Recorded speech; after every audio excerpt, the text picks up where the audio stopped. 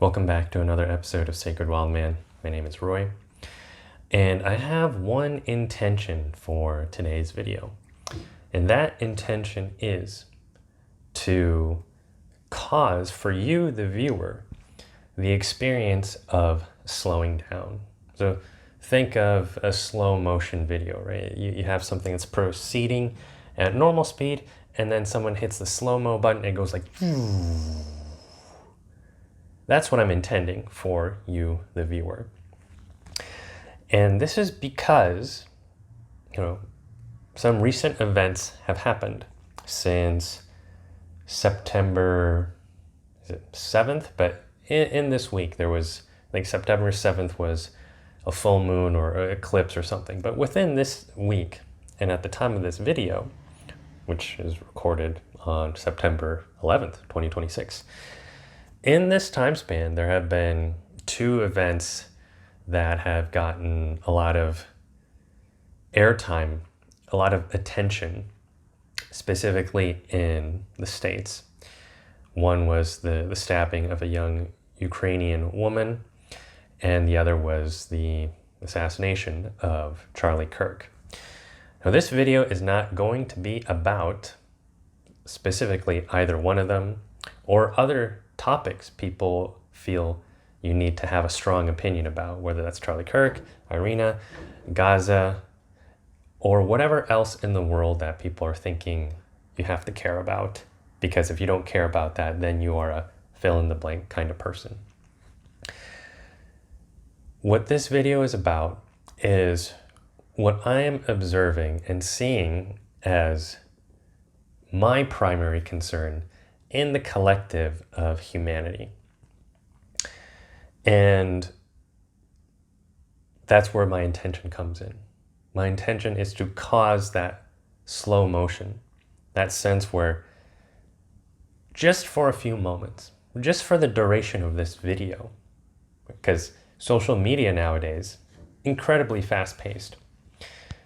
Who can get the story out the fastest? Who can offer the most poignant, emotional, charged commentary?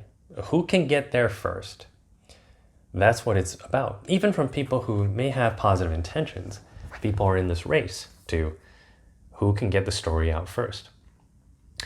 And in these times, I don't think it's the short form content that is going to be transformational. It's going to be the long form content and the slower conversations. So this is where, for those of you viewers who are still here, I imagine there's probably 90 or 90+% who have already clicked off the video because the attention span is not there, or the interest isn't there because, well, hey, this doesn't enrage me or stir strong emotions in me, so why would I even bother to be here? And that's okay. Right? If that's how things are for you, you're most welcome to click off this video. But for those of you who are still here and something in what I've already said resonates with you, then I invite you, just for these moments, the duration of this video, the entire video, to slow down with me for a moment. And let's just imagine we're out on a lake in a small little canoe. A small little canoe. We're sitting inside, and I'm just sharing something with you while we're out there on the smooth waters. And you hear the sound of the sloshing of the water against the canoe. And for these next few moments, there's a moment of pause. Let the world, let social media, let the news rage and spin as it does, because it will continue and always continue in that way.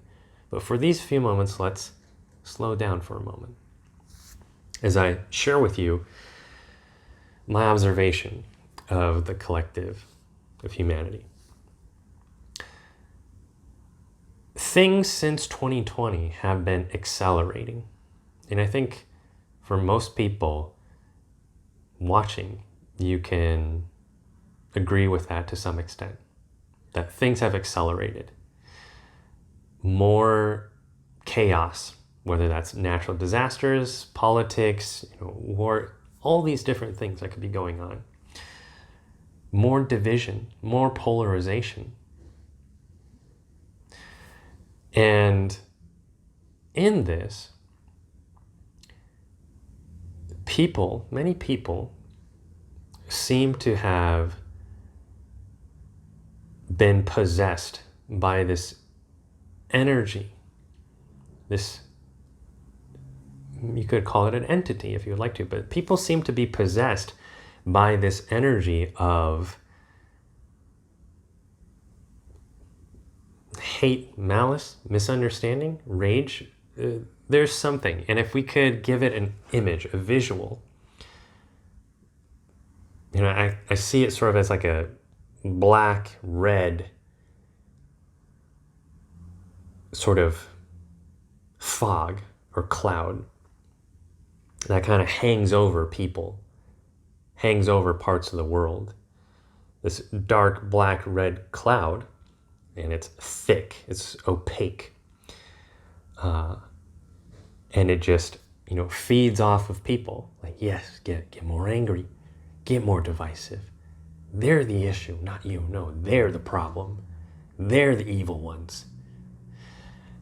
And I'd like to just use a little example I saw the other day of what I think is of primary concern. So I'm going to just put some screenshots on the screen right now. So as I mentioned earlier, one of the big pieces of news that dropped recently, September 10th, 2026, was the assassination of Charlie Kirk. He was shot at an event, and I saw this post someone had shared, which just says, R.I.P., God bless his family. How much longer will the world cling to division instead of awakening into unity? When will we stop fighting, defending, and killing over beliefs? It's madness. And to me, this seems to be a pretty innocuous post. Just one person expressing their grief over, killing, senseless killing. But what really stood out to me was what I was seeing in the comments. So here's someone saying, when are you going to take a stand on Gaza then? Or the treatment of immigrants? Disappointed. Thank God you posted this, so I know to unfollow you. Have you posted once about Palestine? Have you posted once about Palestine? Surely you should care more about this, not this. He died doing what he loved. Yeah, it's almost a sense like, yeah, he deserved it. Speaking on this, but silent about Palestine. Oh, that's crazy. School shootings everywhere, and you're talking about this? Bye. Love to see your followers go down. What a joke. Forget I followed y'all. Great reminder to unfollow. Oops, bye. Unfollowed. This is my cue. Bye-bye.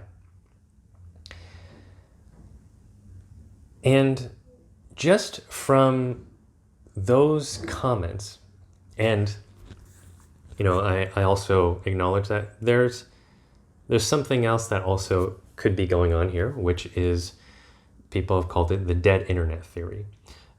People have also showed how AI bots are a thing, and people can, whoever creates these AI bots, it can look like it's a real human profile, and then the comments and the things that those AI bot accounts share are intentionally polarizing to cause more division, hate, seed the social media channels with, again, that essence of that black, red cloud. And so I take that with a grain of salt. Some of these could just be bots, and they want the intention to cause more of that black, red cloud, more of the division, the rift. Because the more divided people are, the more of a rift, the more emotionally reactive people are, the easier it is to sow chaos, and the easier it is to also, later down the road, enforce control. But there are also those comments that are from real people with real social media accounts. And that's where I find the concern to be for me. Because You could talk about Charlie, you could talk about Irina, you could talk about what's going on in Gaza, and the specifics of what's happening there or with those people. But I think, to me, what has captured my attention is more so the sentiment as expressed in those comments. Because those sentiments can be expressed for Charlie, they can be expressed for Gaza, they can be expressed for many different things, where people have some belief that if another person doesn't post about something they think they should, you should be posting about this. And if you don't, or if you do, but you post an opinion that I don't agree with, then cancel, unfollow, or insult, wishing ill will.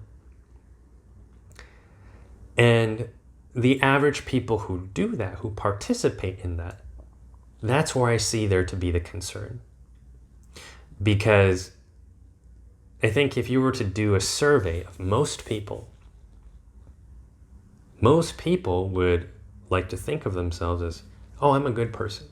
I am on the right side of history. And their quote unquote enemies would say the same thing. Yeah, I'm a good person. I'm the one on the right side of history. And there isn't a, moment of introspection or questioning of, could there be some shadows, some distortions in the way I treat people, especially if I believe I'm a good person, or I'm a God's chosen one, or I'm a this or that? Could there be something in the way I treat other people based on this belief that actually is not in alignment at all with what is good, what is true, love, wisdom? What I seem to see is your average people, and I don't know what percentage of the population that composes of, but there are your average people who are in these bunkers within their mind of, nope, this is true, this is right, and anything outside of this is wrong and bad and needs to be destroyed, or at least shamed publicly until they change. That, to me, is the real concern. Because from a zoomed out perspective, I think there are certain agitators in our world, certain forces, you could call it evil, for just to give it a name for simplicity, that is interested in humanity staying at the level of awareness, consciousness that it has been. If it could have its way, it may even want humanity to, regress even further. And that energy, that entity, that force operates through people. It operates through people as the channel. And some of these people, you could say high profile people, are people whose names and faces we won't ever know. But they can pull the strings on the world stage.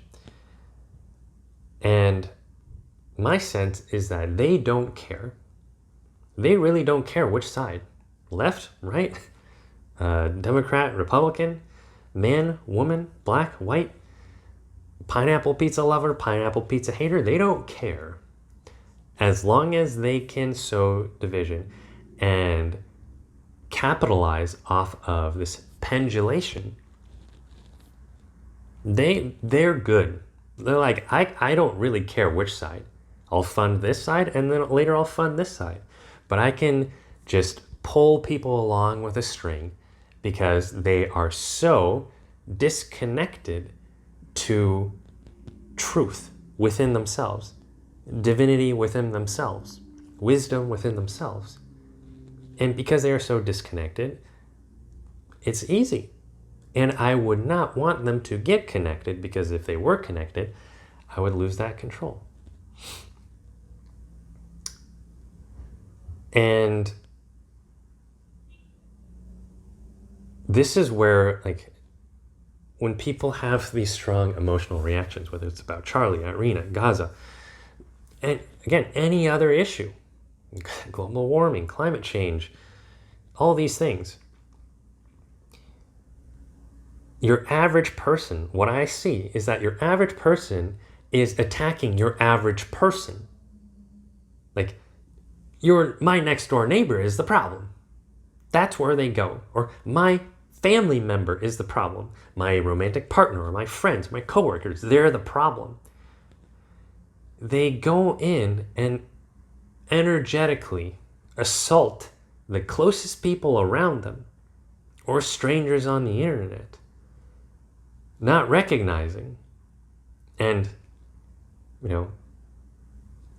I have compassion there, because I didn't always recognize this either. That there are higher forces with ill intent, high profile people whose names and faces we won't ever know, who are the ones pulling the strings. Again, they don't care who.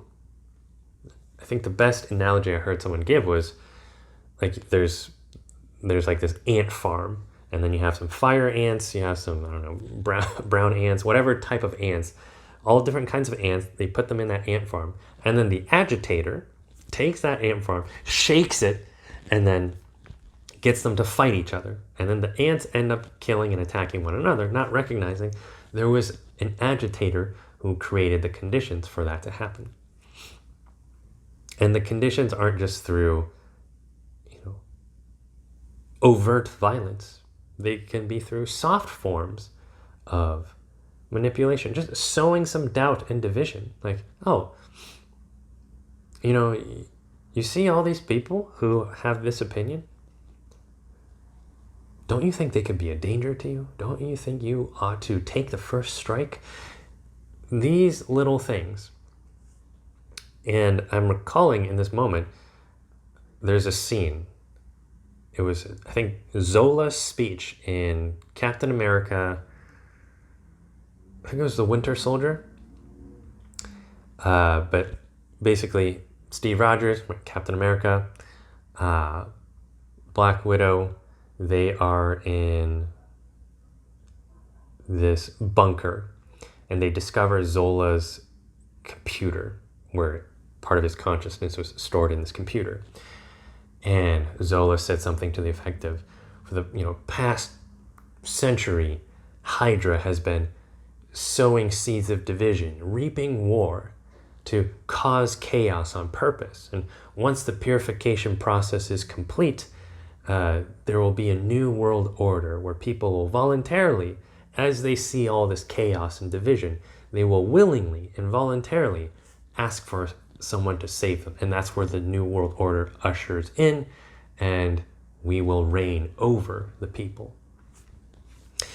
And I think there's credence to what people have said. I think they titled it predictive programming. What is shown in films is, in a way, like they're telling you what they're doing or what they want to do or the kind of reality they want to create. And I think thinking about that scene, Zola's speech in Captain America, it's quite compelling. I do see that happening. I do see reaping war, sowing division going on. Again, by forces, people, names we won't ever know. And the greatest mistake and concern is when your average person attacks your average person. Just like those ants attacking one another when it was an agitator who shook that ant farm.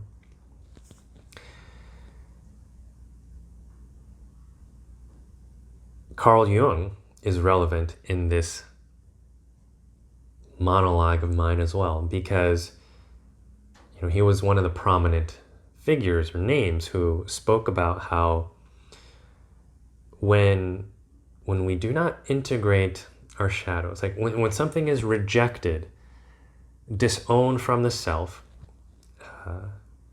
it appears in the world as an event. And so I think Jungian psychoanalysts or Jungian depth psychology would assert or posit that much of the chaos and division we see in the world, even what's operating at these higher unseen levels of malevolent forces, if you will, are an expression of what is disowned and rejected within ourselves, within the human psyche, because all of us have the capacity to do great harm and evil. Anytime you feel that strong surge of emotion and this hunger in your eyes, like this possession of, I am going to do something and I deserve to do this, like I deserve to exact vengeance, you have been possessed by that energy. But it exists within you. I don't think we can just say, oh yeah, it's the dark, black, red cloud.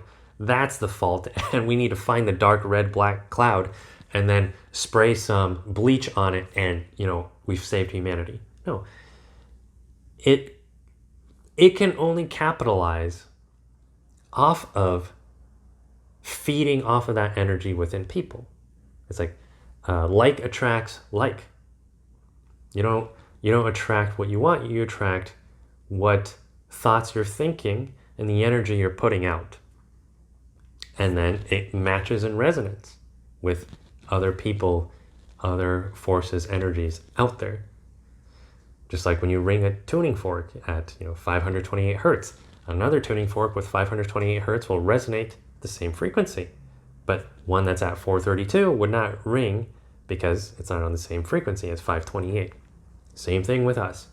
So if we become possessed by that energy, well, that already exists within ourselves.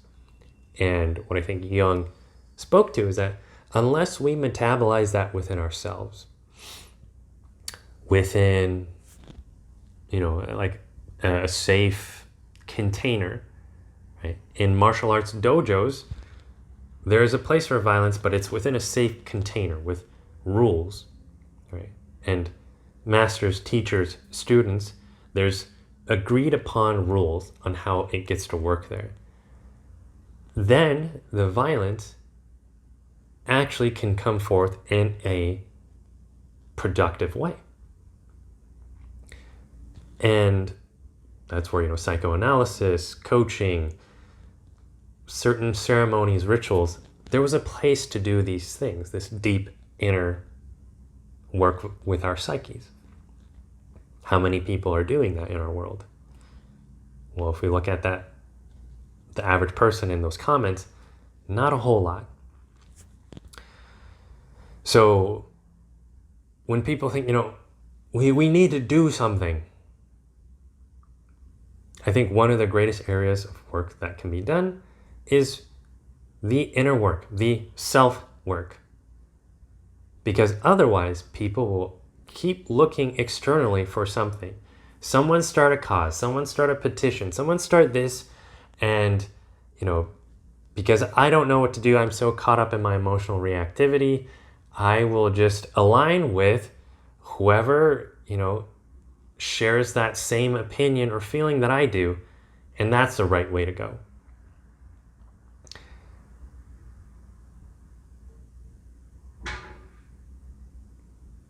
It's not working.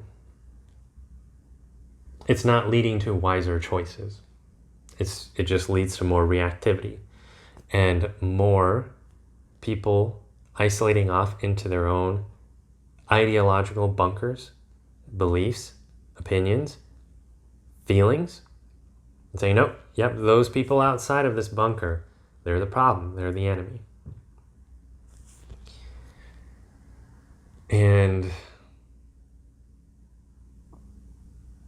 there is so much outsourcing of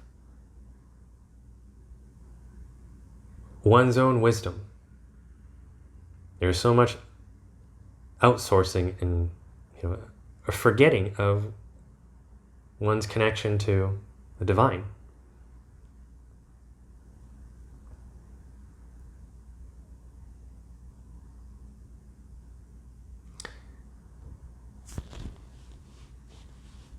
If I could have it my way,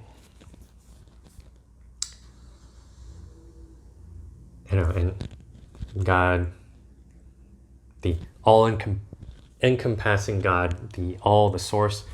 Like, Roy, I'll grant you one wish in these times. What would that wish be?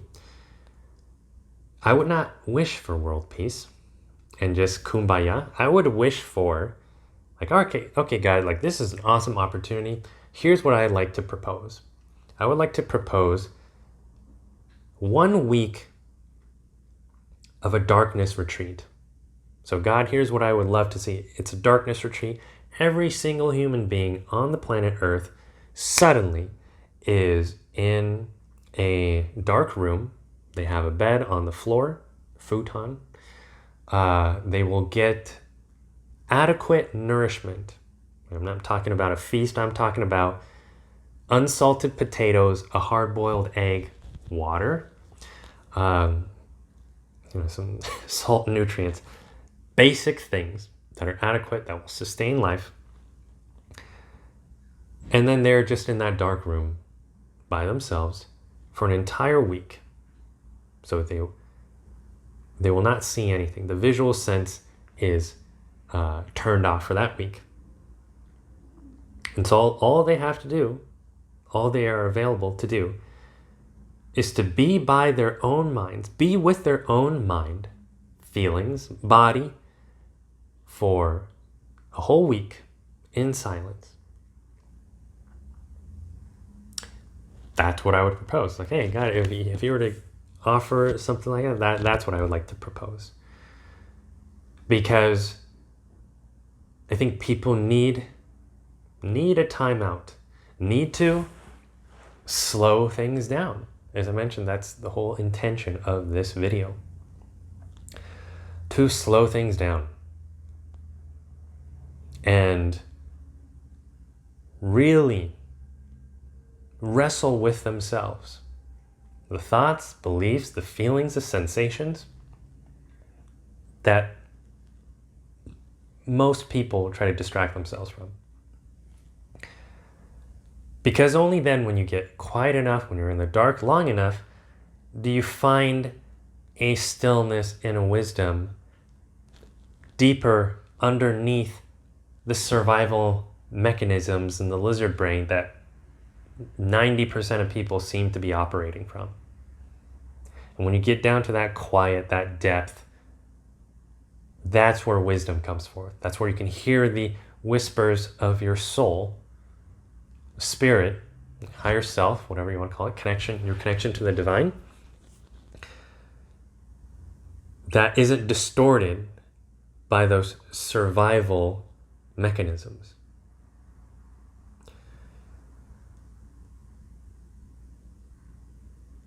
Marinate for a little bit, like a good bone broth. That bone broth is not ready in 3 minutes.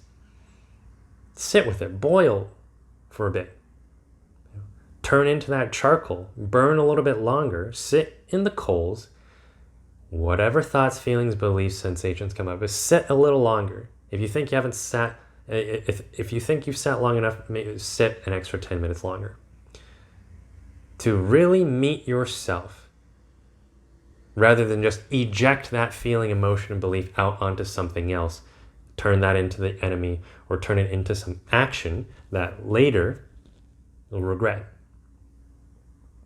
You talk to any wise martial arts master, they will tell you fighting from anger, holding your sword from anger, guilt, resentment, grief, that's an ill state to be in if you're holding a sword. How many of you would be interested to go to the dentist and have your dentist operate on your mouth while they are angry and livid? You're like, no, can you get me somebody else who's like grounded, settled? Like their focus is just cleaning the teeth. Not cleaning the teeth while hating something else or someone else in their mind. That's the issue that I see in, again, using those comments as an example. That's the issue that I see in the mass of a certain percentage of the population. There are people, grounded, who have cultivated emotional mastery, self-mastery, enough, right? They've been through their dark nights of the soul. They've wrestled with themselves intensely. They've cultivated enough of that within themselves where the way they show up in the world, it's like they're the neurosurgeons or heart surgeons of the world. They've mastered their emotions. Doesn't mean they don't feel them intensely, but they know how to metabolize them and then channel it in a positive way, a conducive way.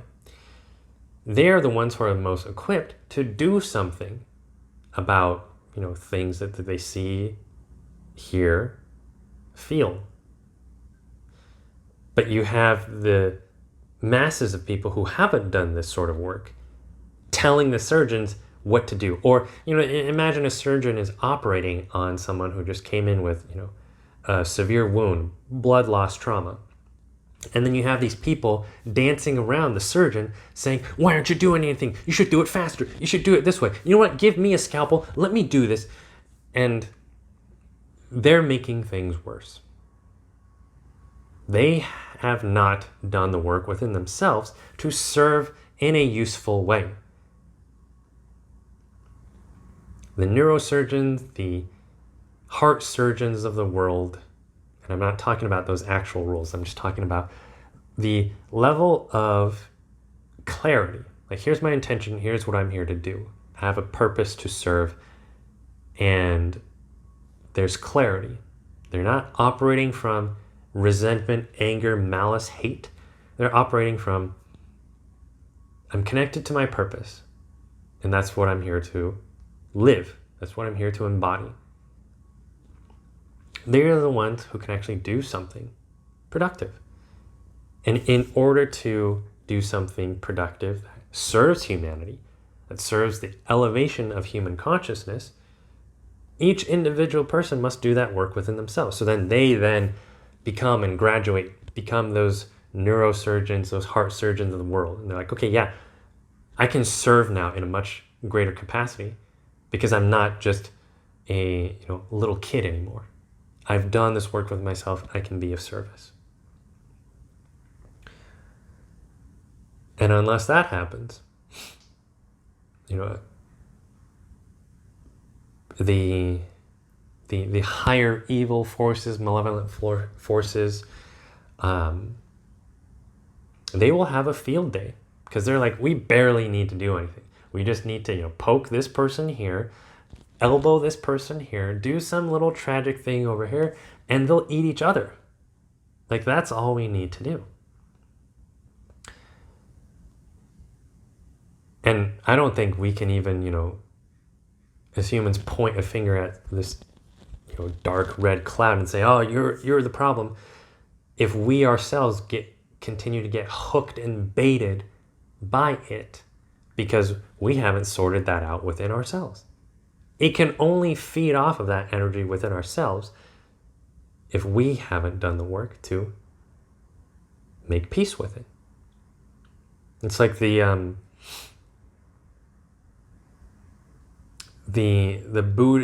Buddhist monk who has faced and confronted the murderer within himself.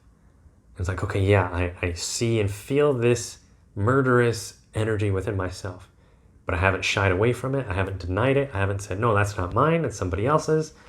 They've sat with it. They've stared it in the eyes, and they melted it with the compassion of presence, acceptance. It's like it dissolves on its own when we fully confront it within ourselves. And rather than acting it out, we sit in it, sit with it. So again, that's why I propose the whole 7 weeks of darkness, silence, confront yourself, work with yourself.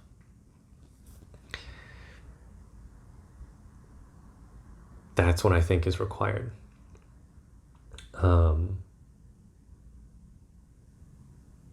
And I do not think it's all bleak. I think things will continue to heat up 2025, moving into 2026, 2027, we will see more chaos, whether that's natural disasters, political strife. I think more of that is on the way, because sometimes for our awakening to happen, things need to be shaken. The foundations need to be shaken. You even have predictions are given by, this one I found interesting, by I think his name was like Ra Uru Hu or something, like the person who channeled human design, and said like in 2027 there's something called the Gate of the Sleeping Phoenix, where these structures of the world that we have currently had, the status quo, will collapse. In its place, we will have like micro communities come up with new things on their own. You have Dolores Cannon, talking about the waves of volunteers and how they're here to help in this splitting of Earth. Like there'll be two Earths. You have like different prophecies, Hopi prophecy, and many different things. And I think a lot of it all speaks to this apocalypse, right? Something collapsing, but something being revealed. So I anticipate more chaos to come. And I don't think it's all bleak. I think we have assistance.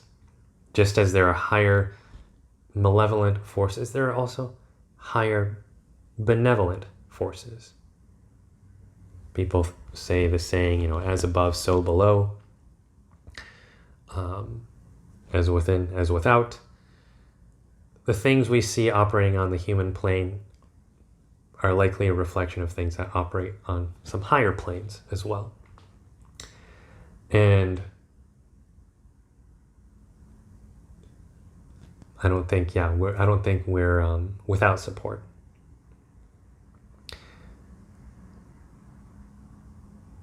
There are people, some people might have concerns like, okay, well, but what about, levels of government and this, we need to do something, we need to storm the thing, we need to... I trust that there are people in all layers of society, from your person who owns a bakery to somebody who holds a public office. There are people in those places, on all those levels, who are also there to do something good. We might not ever meet them, know their name or faces. But what we have control over is what we can each do individually right now. And that simple thing may just be picking up some litter, maybe doing a morning routine and an evening routine to take care of your health, to master your emotions, master yourself, confront your own shadows. That is all good work. If you're asking, well, what can we do? You could do that. That is a great place to start. Because think about if every person in this world was connected to wisdom, clarity, slow to act when there is reactivity they feel bubbling up within themselves. How different would things be? Because I think most of you watching could agree that an abundance of guilt, shame, resentment, anger doesn't cause someone to make better decisions. How many of you would like to marry somebody when you're on the marriage altar that they're feeling tremendous guilt and anger? You're like, no, I would like the person I'm marrying in that moment to be excited, peaceful, overjoyed.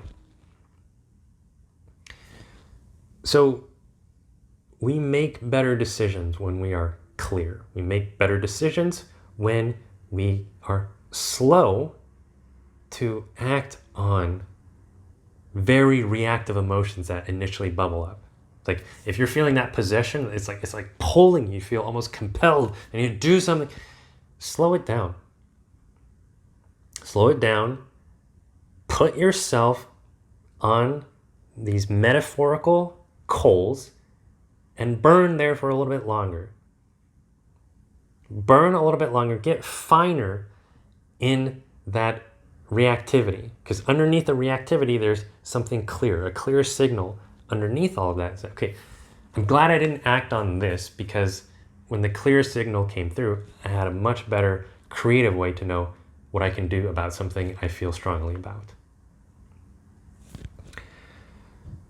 And then connect to the divine within yourself, or however you connect to God. That could be in nature, that could be in prayer, it could be through breath work. Of tune me in and provide guidance. Help me slow down to just really think through, would this thing that I do, the way I speak to my parents, neighbors, what I post on social media, if I were to follow this huge emotion right now, would that be something that is in alignment? Get quiet and tune in.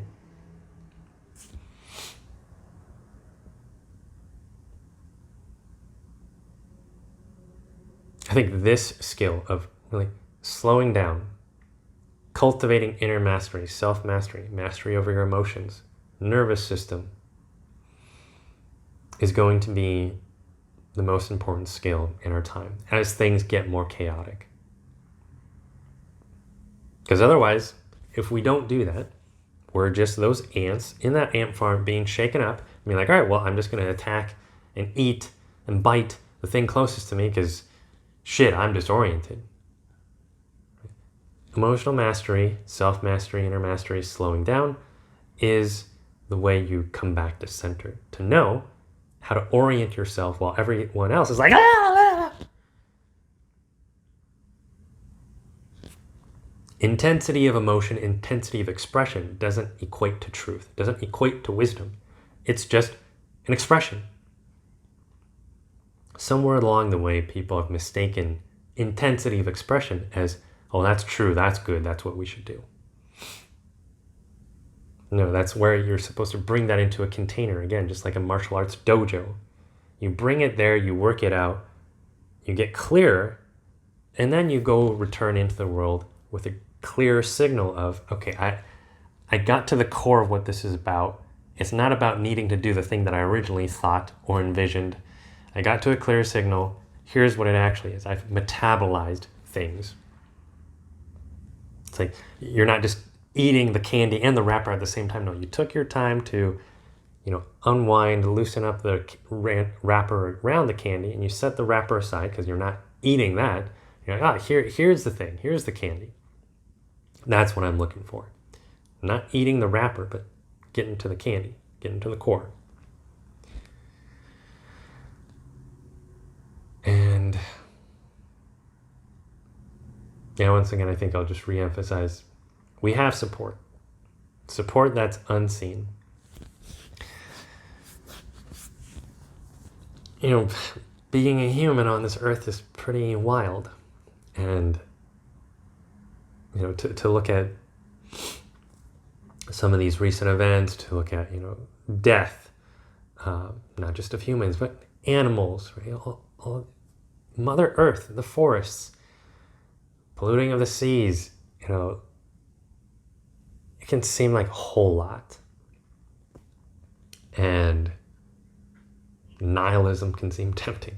Indifference can seem tempting.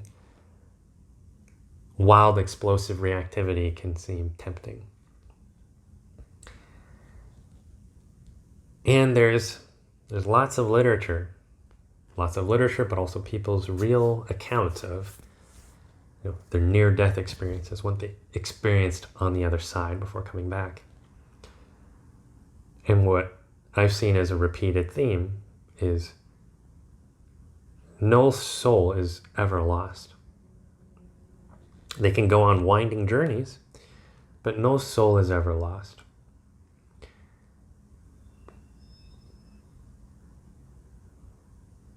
No soul is ever lost. Death on this plane is not the end. And we have helpers, we have guides, we have assistants. It's still very trippy to be here on this planet. But no soul is ever lost. This isn't just a horror film we're stuck in for the rest of time.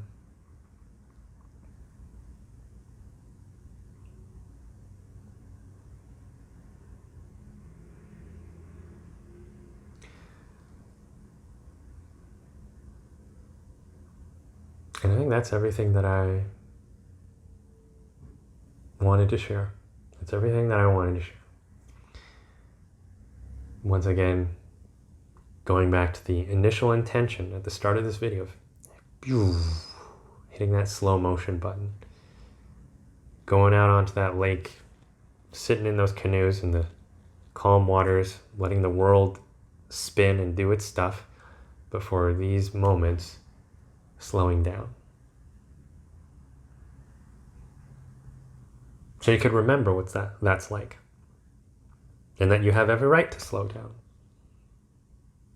Because going faster doesn't mean doing the right thing. Going faster doesn't mean this is helping. Oftentimes, the faster we go in today's society, the more we are operating from that lizard brain survival mode, frozen and locked in. It's like the gas is on permanent press. So, yeah, I think slowing down, inner mastery, emotional mastery, connection to divinity within self, to God, source, to your guides, higher self, are non-negotiables in this time. So that's all for this video. And if you're somebody who is watching and listening at this moment, you've made it to the end of this video, I just want to say thank you. Thank you for listening all this way. And I wish you a beautiful rest of your day.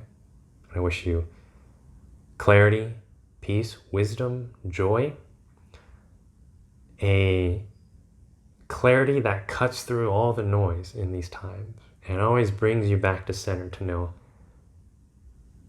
I know how to move forward. I know how to move forward with wisdom. And I'm not tied to other people's opinions to say, I'm a bad person, or you're this person, or you're that you are free from any of the labels that come from a place of people wanting to guilt or shame you, so that you move forward connected to your center, purpose, and to serve the world powerfully, the people around you, friends, family, co-workers, and the larger collective as a whole. So, thank you, and have a beautiful rest of your day.